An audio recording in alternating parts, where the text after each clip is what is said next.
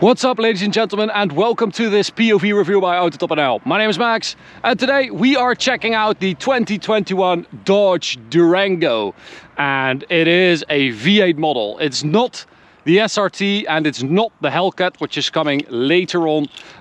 This is the regular V8, so the 5.7 HEMI.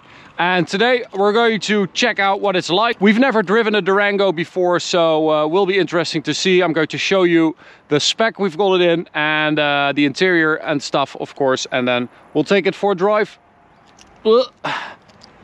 towards the Autobahn for an Autobahn blast. And I just want to say thanks to AEC Europe, who are the European importer for Dodge and Ram, for delivering this car to us all the way from Munich, as you can see. The M, that's not Max, that's Munich. So the Durango is a massive car for European standards, but I just read a review of, I think it was Car and Driver, and they said it's a mid-size SUV. But this here is massive and it looks very, very cool. So this car has been around since 2011 in this basic form.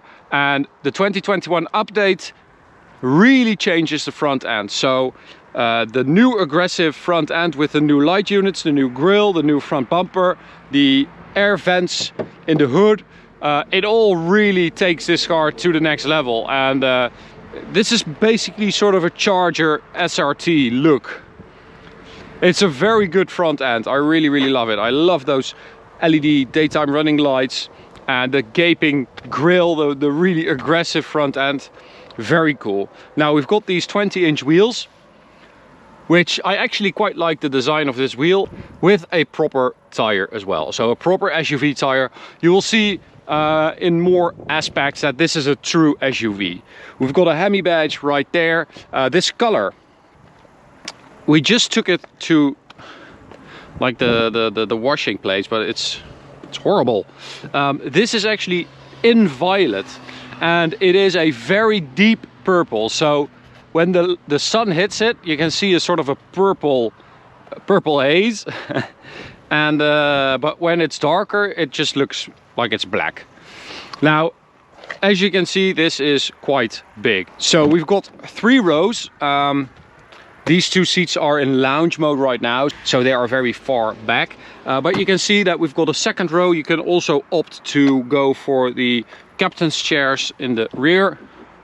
And then right here, if we open that up, you can see that it is indeed massive. So this is very, very big.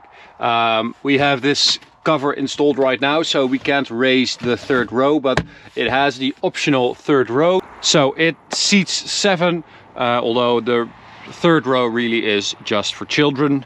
Now there's the button to close it up, and we've got a Durango badge with a 4 there, which I'm going to assume that means that we've got the 4-wheel drive version, and the RT badge. So the base version has a V6, and you can then go up to this RT version. This has 365 horsepower, the 5.7 liter V8, as you can see. This is because we just washed the car and some of the wax stuff has gotten in there. So if you go for the V6, you have around 300 horsepower. This is 365 with a V8. This can actually also tow up to, I think it's like just over 4,000 kilos, which is a lot. And then you can go from this 5.7 V8 to the 6.4 HEMI in the 392 SRT version. And of course, you've got the 700 plus horsepower Hellcat version with a supercharger. But this is basically, this is not really about performance. This is basically meant for people who want to move around their family and their boat, for instance. What? Stop beeping.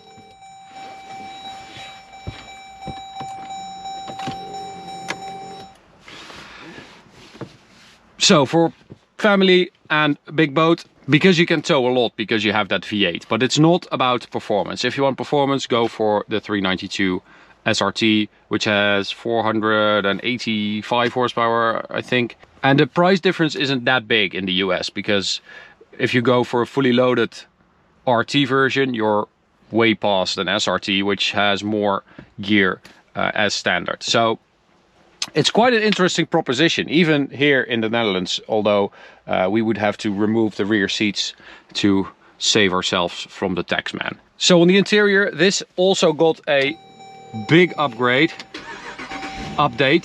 I should say. Oh, the beeping. What? I know my door is open. Please leave me alone. Okay.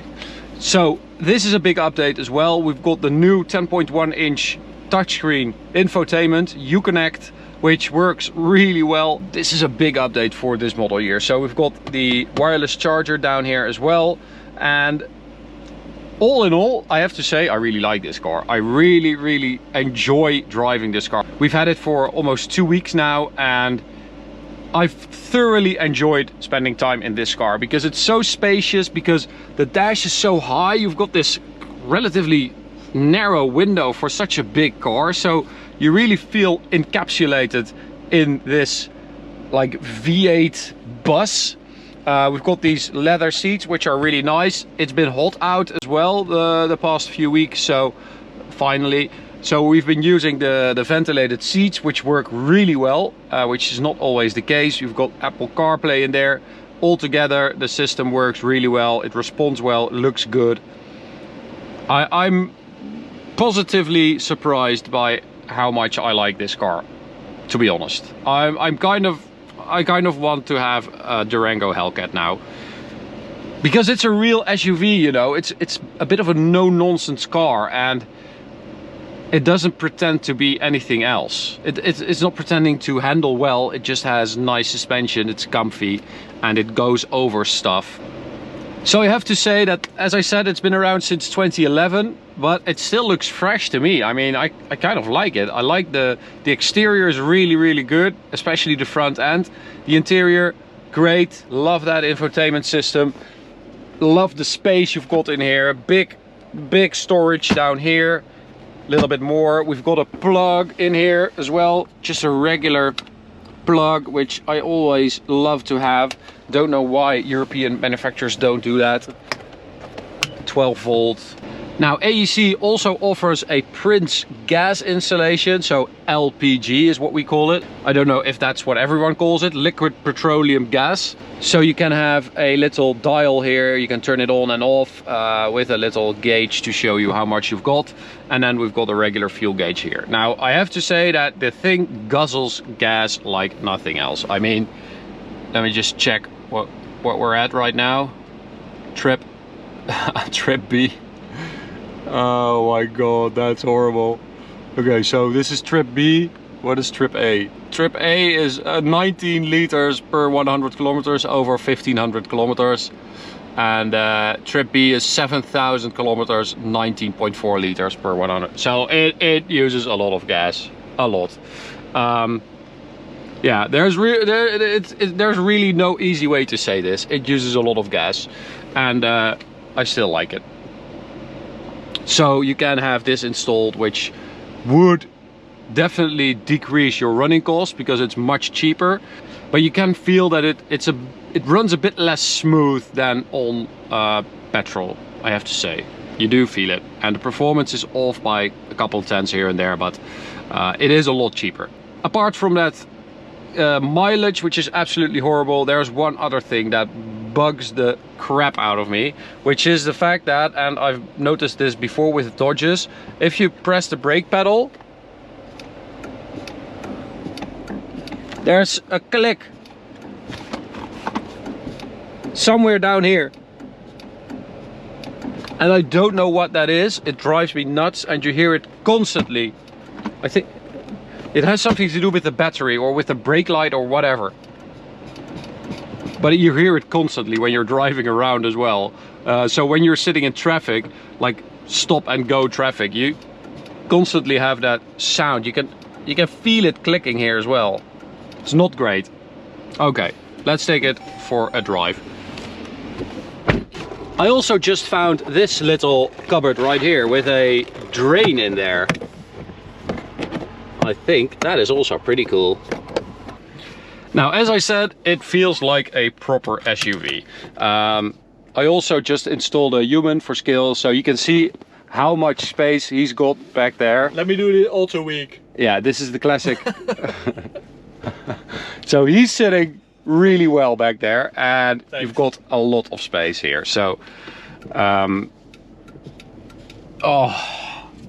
how is that? What is happening? Is there something wrong with this car? Or is that just, it just slipped through the cracks of the testing? I don't know. I think it's absolutely horrible. All right, so driving. We've got that 5.7 liter V8 at the front, mated to this 8-speed ZF gearbox, which is awesome as always. Now, it's not a fast car, okay? As I said, if you want performance, you should go for the SRT version or the Hellcat.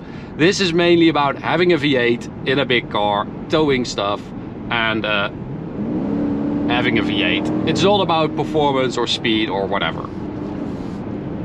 Driving it, a proper SUV means that you sit high up, the suspension is nice and soft, we've got those high tires, so if you have to like go into the stuff there, you don't really feel it.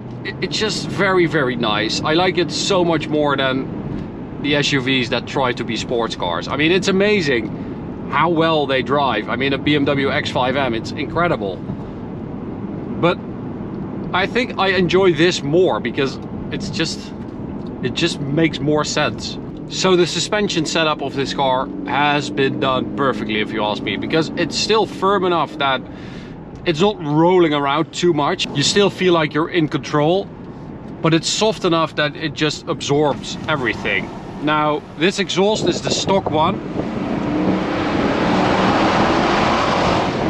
which is pretty muted, and you hear engine sound most of all. But apparently you have this tow and go package, which adds a couple of things to increase your towing capacity, which adds 20-inch SRT wheels, arched fenders,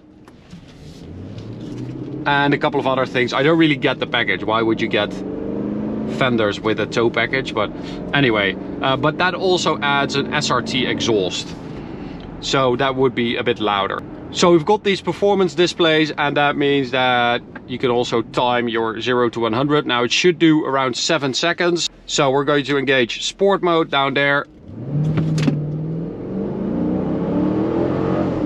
Uphill battle against the weight. I can't see the speedo.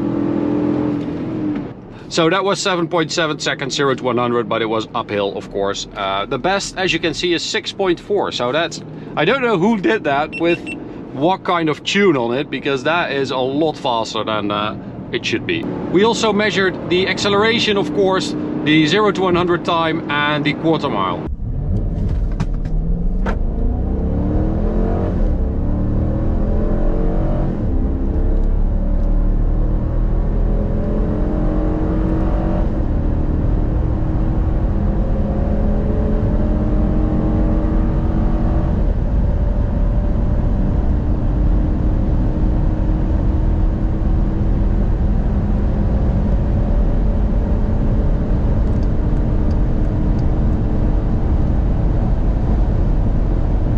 And now let's take it on the Autobahn, full throttle. A tornado of fuel is forming in the tank right now because it is draining, and not that quick, but very, very comfy. So this is the limiter, 190 kilometers an hour. It won't go any faster, but it's still very nice. I mean, it could go faster, definitely. What happens if we shift up? Nothing.